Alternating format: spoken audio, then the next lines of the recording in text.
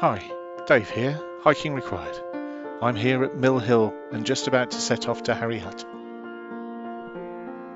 From the top of Mill Hill, the world opens into a broad, quiet sweep of moorland and the slabbed path takes us west.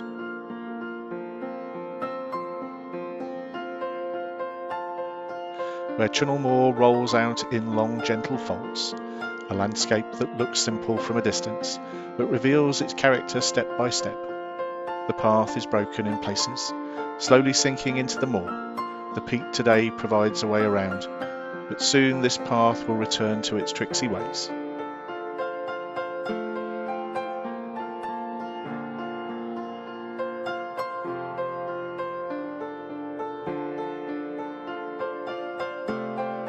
But just mentioning this, the moor seems to hold a different kind of silence.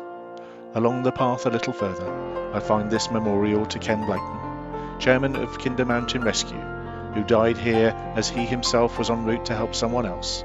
These hills remember your footsteps, and the rescued remember your heart. Rest in peace, sir. Meeting a gentle bend in the path marks the point where I will leave it briefly. A hidden history that I will share in a separate video. A World War II plane crash site, where thankfully the crew survived with only minor injuries, but it still deserves its own space, its own quiet, in memory of those who have been less fortunate. History sits quietly on these hills, and here what remains of their B-24 Liberator reminds us that it is always present.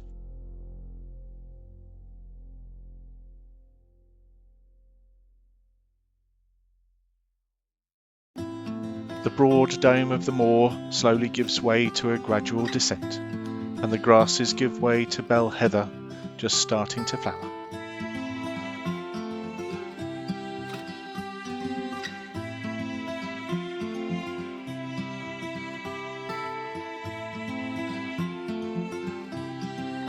This marks the point at which we leave the slab path to make our own way into the open moor, where, after weeks of dry weather, the peat is now cracked and firm to tread, the surface scattered with tiny dark pellets that crunch lightly underfoot. It's a rare moment of ease on ground that is usually soft, wet and unpredictable.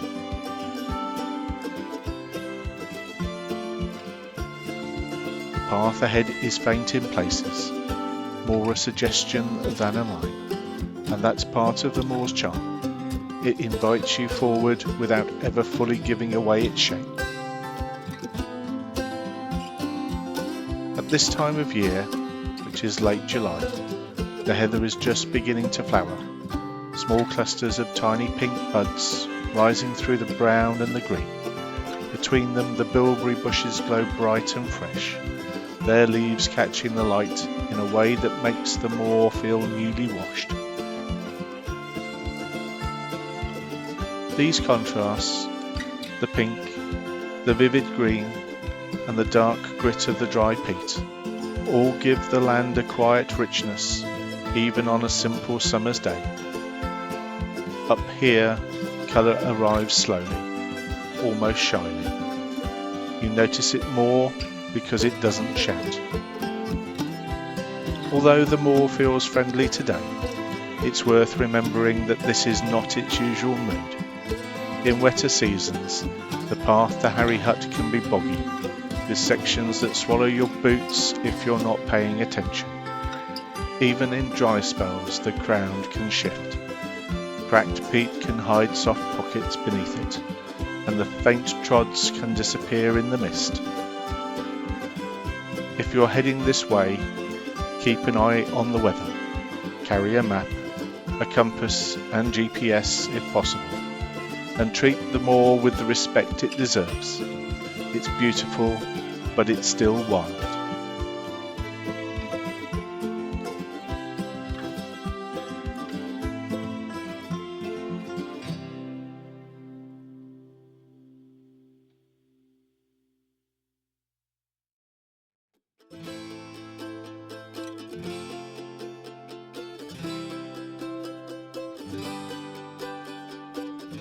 The Trig Point stands ahead on a low rise.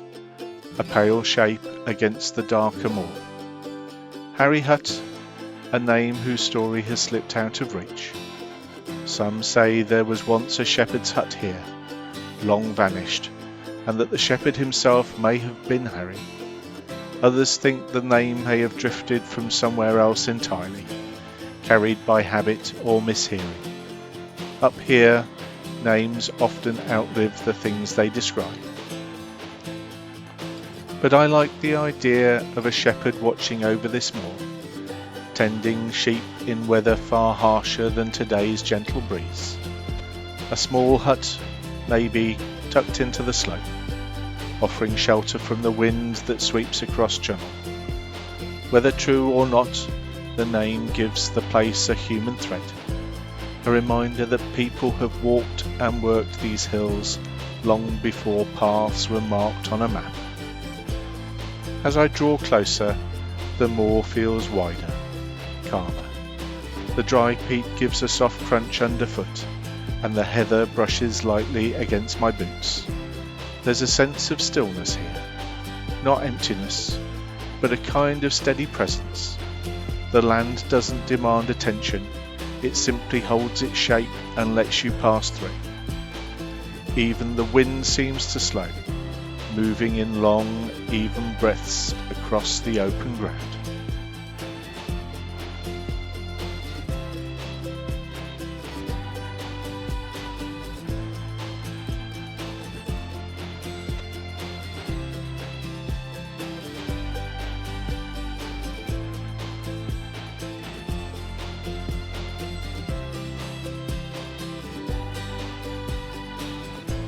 Reaching the Trig, the view opens in all directions. To the south, the long back of Chunal Hill. To the north, the moor stretching toward Kinder, its edges now softened by distance, and beneath it all, the quiet pattern of peat, heather and bilberry that make this place what it is. The Trig itself stands plain and sturdy, a marker of height, of place, of the long tradition of mapping these hills. It's not dramatic, but it feels like a pause in the landscape, a point where the moor gathers itself before rolling on.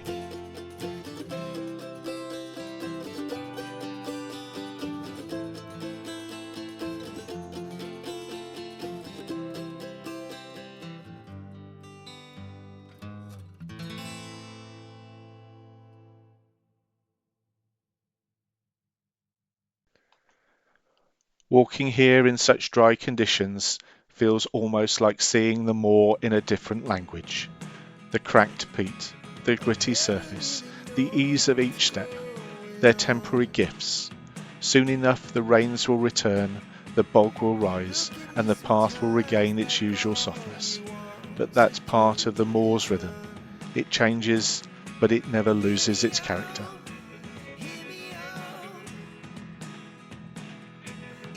From Harry Hut, you can continue toward Chunal Hill, or loop back toward Mill Hill and William Clough.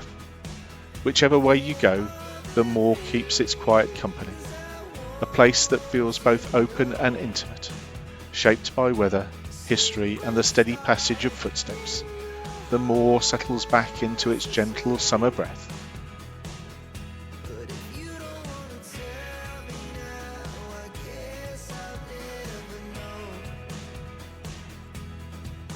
From here then, I take in the long, easy curve towards Chunal Hill. The moor stays open and steady, the heather brushing lightly at my boots. The bilberry still bright against the darker peat.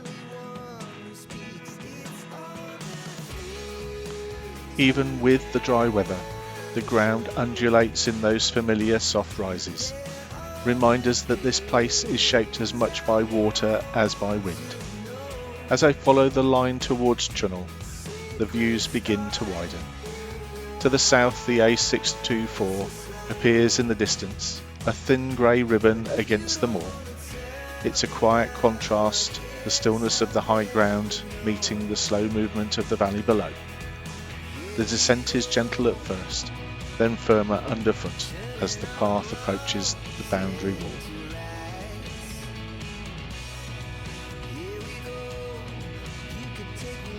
Here, the moor gives way to a more human edge, a stone step style built into the wall, weathered and solid, waiting to be climbed.